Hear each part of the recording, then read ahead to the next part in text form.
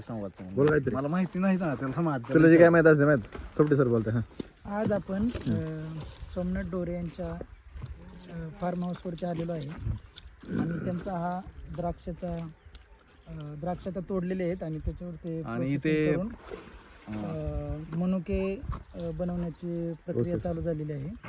आणि इथे पूर्ण इंडस्ट्रीयल मेडिसिनल केमिस्ट्रीची टीम आलेली आहे आणि त्यांचं सगळ्यांचं अभ्यास चालू आहे याच्यावरती की द्राक्षे कसे प्रोसेस होतात.